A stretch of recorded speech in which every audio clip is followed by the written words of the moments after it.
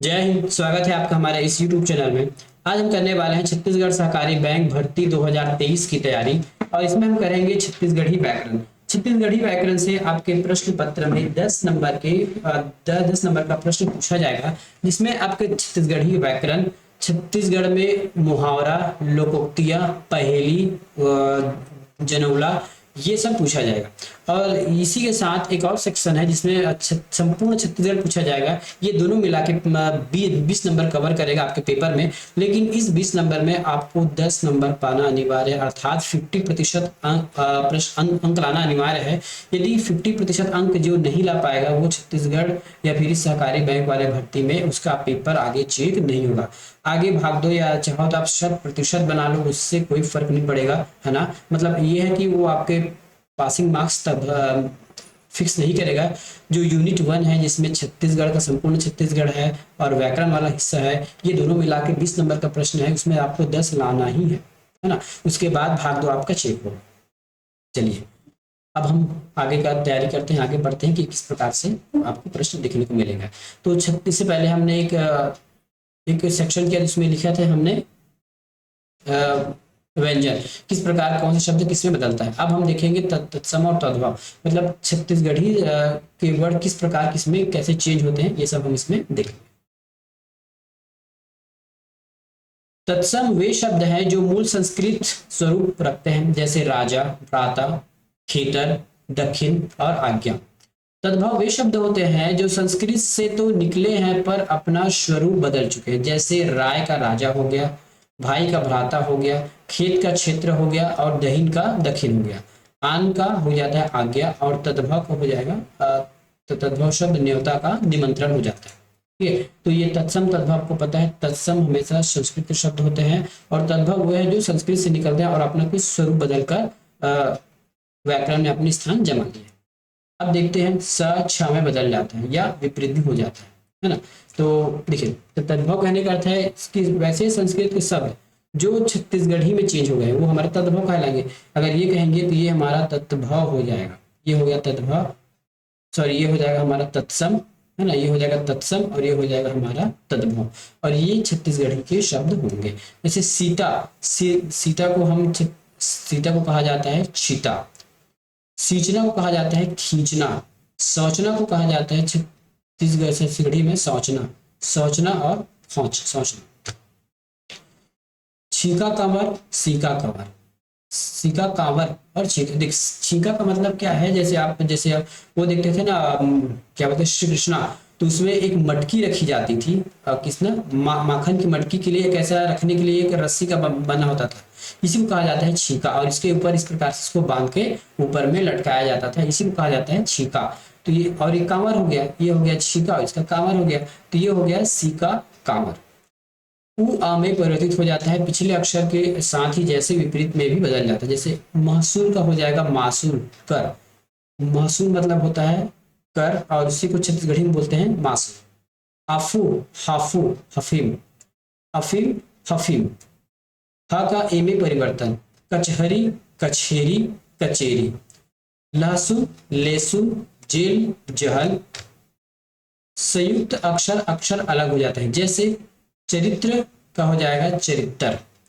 ये देखिए आपको संयुक्त अक्षर आपको पता है ना, हिंदी में कौन से कितने संयुक्त अक्षर है, तो हिंदी में 4 है, अक्षर, त्र, ज्ञ और एक और अक्षर, त्र, ज्ञ और ये वाला श, है ना। ये हमारे संयुक्त अक्षर है।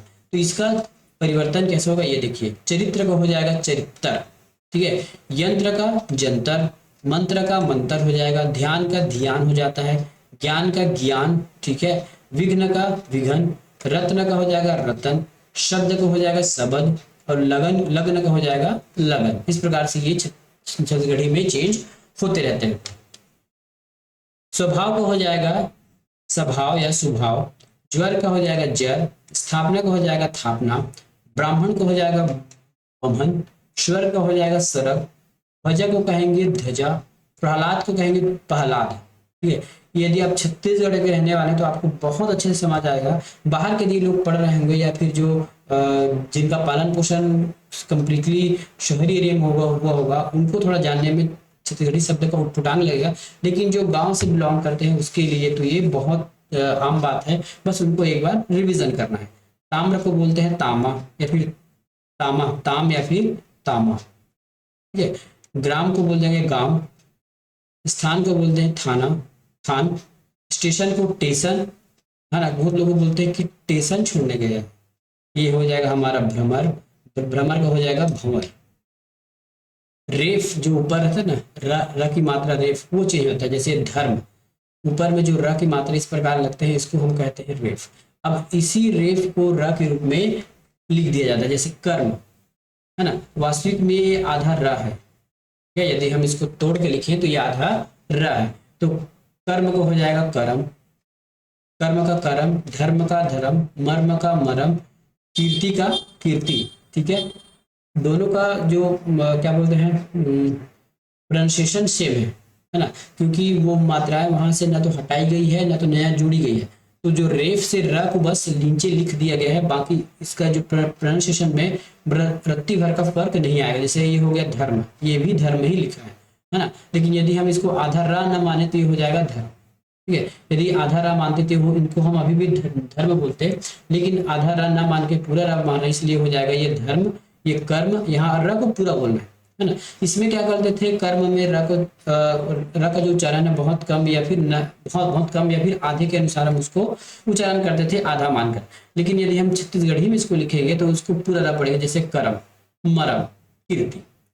कुछ शब्दों में कोई भी अक्षर दोहरा जाता है, जैसे अमर, अमर, बदी, बद्दी, अकेला, अकेला, जो अकेला होता है लोनली, अजर, अधर, निजल, निज्जल, इस प्रकार से इस शब्द को बनाया जाता है। कई शब्द अनियमित रूप धारण कर लेते हैं, जैसे वत्सर, बछर, बच्छर, बादशाह, बादशाया, बादशाह, इंस्पेक्टर, इंस्पेक्टर या फिर निस्पेक्टर, तहसील, तहसील, स्कूल, स्कूल या स्कूल। पुरोहित को कहा जाता है उपरोहित, रुमाल को उर्माल, या जहां अभी भी हम लोग उर्माल ही बोलते हैं, उर्माल, है ना, उर्माल। वृथा, अवृथा, मुकुट, मुकुट, श्लोक, अश्लोक या फिर श्लोक, श्लेषा, श्लेषा और अश्लेखा, जिभ्या, जिभ्या और जिभिया, इच्छा, हिंसा, जिंदगानी, जिंदगी, जिंगानी, पक्षी, पंछी, मित्र,